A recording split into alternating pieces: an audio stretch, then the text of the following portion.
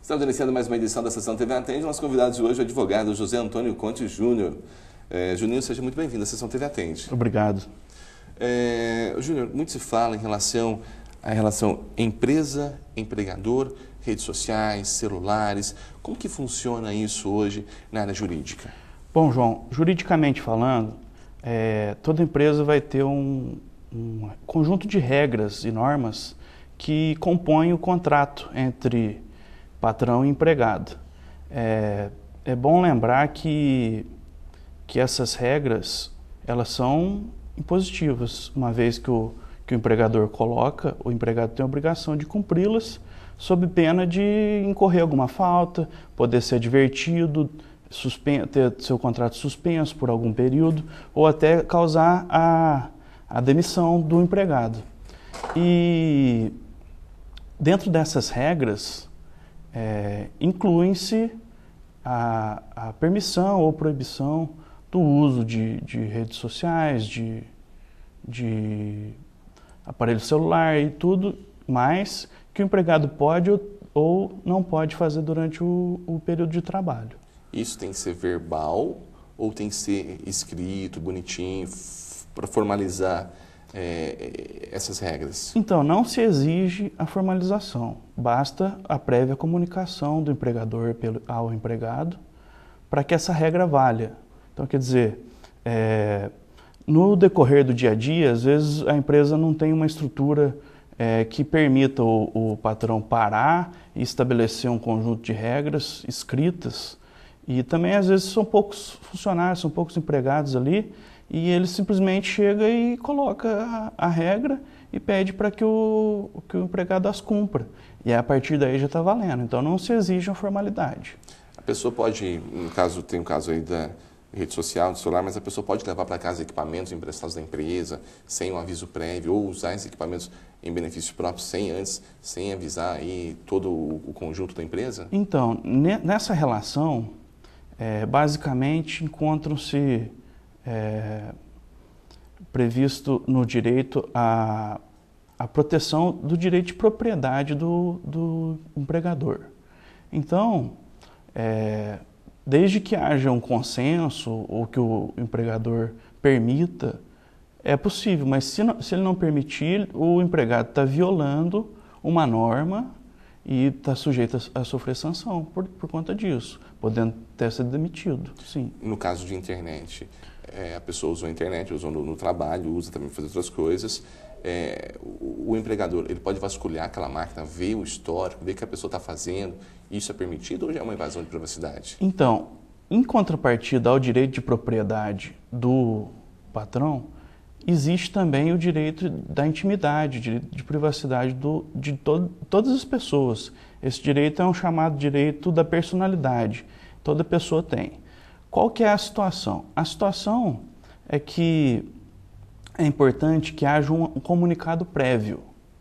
Então, por exemplo, o patrão diz assim: eu permito que você use o computador, inclusive para suas atividades pessoais, mas saiba que esse computador vai ser averiguado. Então, ali existe uma relação que não há um abuso, certo? Agora, se acaso a pessoa tenha essa liberdade de fazer o uso conforme lhe convém e o patrão começa a invadir inclusive a esfera particular, que são aquelas escolhas individuais que são garantidas pela lei, pela Constituição, e invada a personalidade, a individualidade da pessoa, ele pode sofrer uma condenação possível aí por até uma indenização. E vou te dar um exemplo.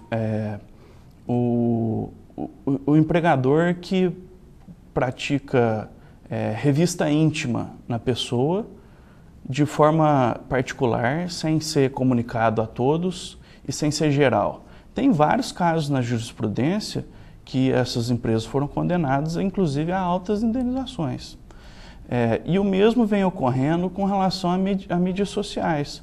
O empregador que invade a rede social do empregado por fato alheio ao motivo de trabalho. Por outro lado, o empregado também não tem o direito absoluto de fazer o que ele quer. Então é importante ponderar aí para que haja um bom senso nessa relação. Juninho, eu sou obrigado a dar minha senha de uma rede social, de um e-mail, para o empregador ver, ou até mesmo querer usar minhas redes sociais para divulgar alguma coisa, ou até mesmo para ver o que eu estou fazendo? Não, essa obrigação não existe. Até pela forma colocada, a gente já sente um abuso desse direito do empregador de gerir ali a sua empresa, porque ele tem direito de gerir a empresa e o empregado ele tem que funcionar para a empresa e ele aí já está extrapolando o poder diretivo, que é o chamado poder regulamentar do empregador de estar ali colocando essa situação. Mas nada impede que haja um acordo. Haja um acordo entre o empregado e o patrão para que faça uso e o empregado às vezes ganhe alguma coisa com isso também, de uma maneira saudável, equilibrada e correta para ambos os lados. O que não pode haver ali é um abuso do direito sobre a outra pessoa. Hoje, nesse mundo que as pessoas vivem conectadas o dia todo, a noite toda, você percebe que existem muitas dúvidas nesse quesito entre empresa e empregador? Existem. As relações humanas são plurais, né? Os problemas nunca surgem de uma maneira igual. Cada dia parece um problema diferente, uma situação diferente.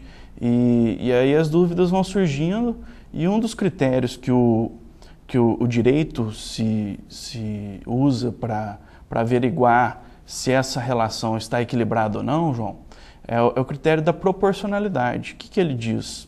Diz que a medida restritiva de direito ela tem que ser adequada ao caso, tem que ser necessária e tem que ser proporcional. Ela não pode violar, pesar muito para um lado ou muito para o outro. Por exemplo, o caso que eu te disse mesmo da revista íntima, os tribunais têm entendido que é só em último caso que o patrão vai praticar esse tipo de ação. Ele pode colocar uma câmera, ele pode perguntar antes, ele pode averiguar o que está acontecendo ali para chegar no último caso, que seria uma atitude mais severa e que, de certa forma, ali causa um certo constrangimento em todas as pessoas ali envolvidas. Outro caso também que já gerou indenização é o caso de colocar câmera de vigilância em ambiente privativo, tipo banheiro, vestiário. E você vê que é uma medida extrema, mas que o empregador se sente protegido pelo poder diretivo, ele quer proteger seu patrimônio, e porque ele precisa proteger o seu patrimônio, que a duras penas, muitas vezes, ele conquistou aquele patrimônio, então ele tem esse direito, mas há um abuso desse direito e o que acaba gerando um conflito que vai culminar no judiciário. Quando a pessoa posta uma foto denegrindo a imagem da empresa, tem sanção também, né? Exatamente, aí é uma questão mais séria, que envolve até um direito da empresa, porque o nome é um ativo da empresa. E o que acontece? Se o empregado denigre a imagem da empresa, hoje nós temos inclusive previsão na lei para que o empregado indenize a empresa por essa violação a esse direito. Então ele pode causar a demissão por justa causa, que é uma punição severa, mas além disso a empresa pode estar acionando o empregado, nesse caso, para reparar esse dano que ocorreu. Hoje o que vale mesmo é o diálogo, né? O diálogo é a primeira ferramenta para solucionar conflito. Vamos supor que um empregado esteja se sentindo, de certa forma, violentado, que o patrão está usando muito, fazendo abuso desse direito. O que se recomenda é ele chegar a conversar sobre isso, colocar a situação, explicar que ele não está se sentindo confortável, para ver se resolve de uma maneira tranquila, né? Porque a conciliação sempre é um bom caminho. Tá, Joé. Juninho, agradeço a participação. Até a próxima oportunidade. Muito obrigado. Conversamos hoje na Sessão TV Atende com o advogado José Antônio Conte Júnior.